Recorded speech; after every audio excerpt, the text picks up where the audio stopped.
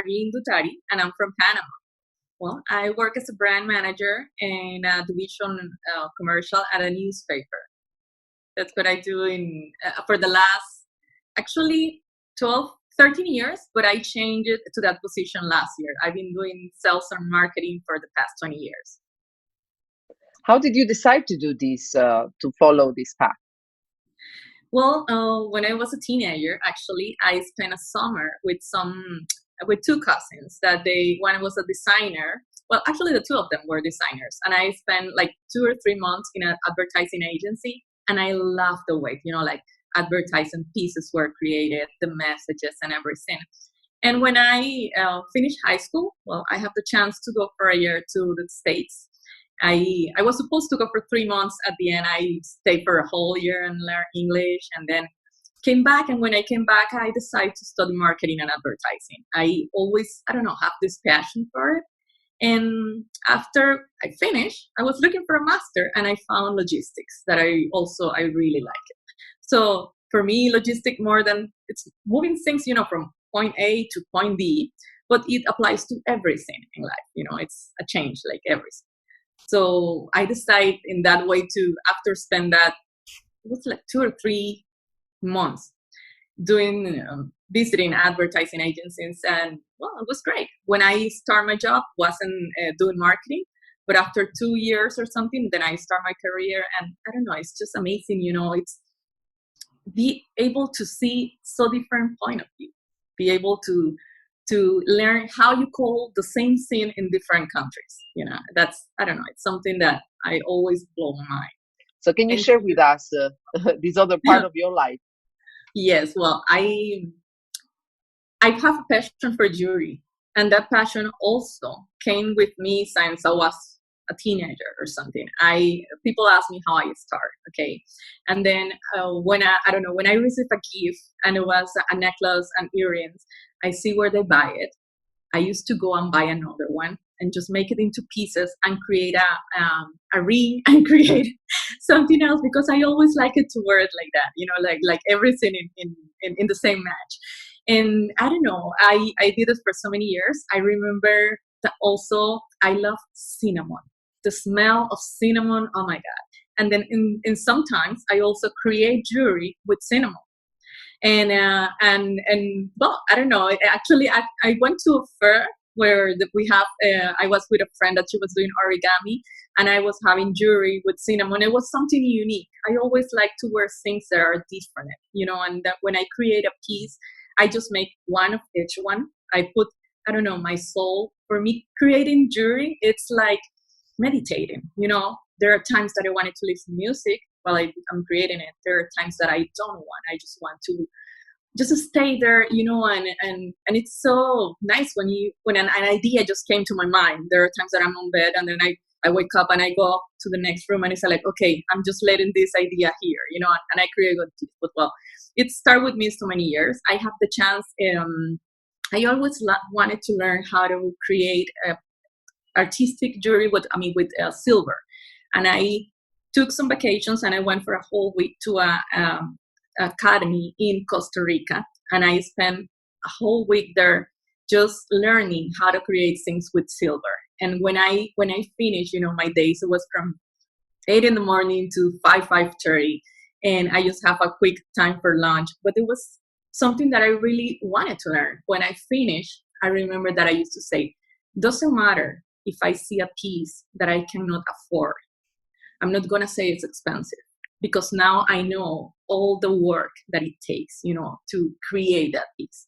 And I have things that I pressure so much. I create like 3 rings in that time, and some necklace and some earrings and things, those pieces. Sometimes there is one in particular, actually, that there are days that, we all have our days, high energies, low energies. And there are days that I need more energy, and I put that and I see it and I say, if you did this with your hands, you can accomplish so many things. What is your definition of networking? Networking, it's not something where you only get things from, let's say it that way, but where you can also share things with.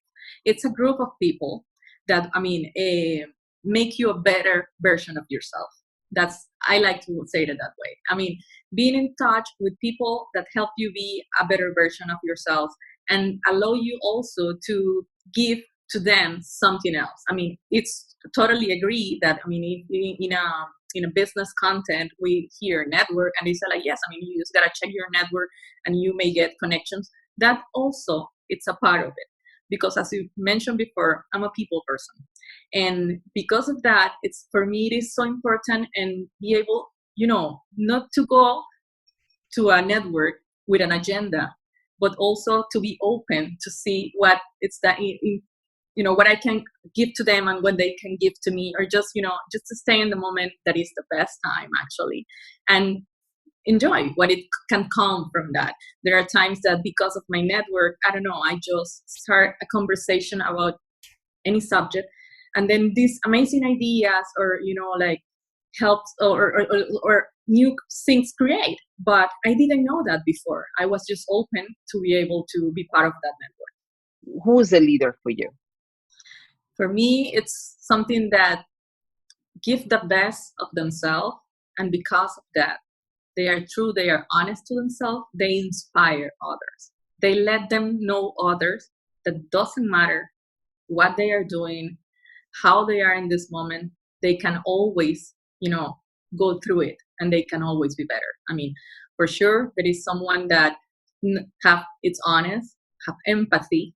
I mean, it's very important, but also that, like keep going, even those things happen. Because as I say before, I mean, we all have our days. I think that we all would like to be happy all the time, but we are humans. We have emotions, and when there are times, those things comes. But for me, coming back to the definition of a leader, I mean, leader is that person that makes things staying present, makes things believing in them, and knowing that even though they may fall, they can always stand up again. And with their example, they inspire others. Would you have a dream to impact your community as a leader of change? I will always, I would love to see people everywhere, okay, being more tolerant, okay, people that knows that everyone is going through a story that we may don't know, and that make them react in some way. And I honestly think that if when we saw something in the beginning that we don't like, that we reject, I mean, if we just take a deep breath, and remind us that that person in front of us have been living this story, could be amazing or terrible, but it's something that it's making them act the way they are. So I will honestly love to see more tolerant, more compassion for other people, because I don't know, it's sad sometimes when even you're in a traffic line and there is someone behind you that is knocking the heart so strong, and it's like, come on, just okay, all of us are in the same line, but I don't know, tolerant. I think that will be great to have in not only in my community, but in the whole world. Thank you very much. Thank you for sharing your time and your thoughts with us. That was awesome that we were able to do this. No, thank you. Honestly, my pleasure.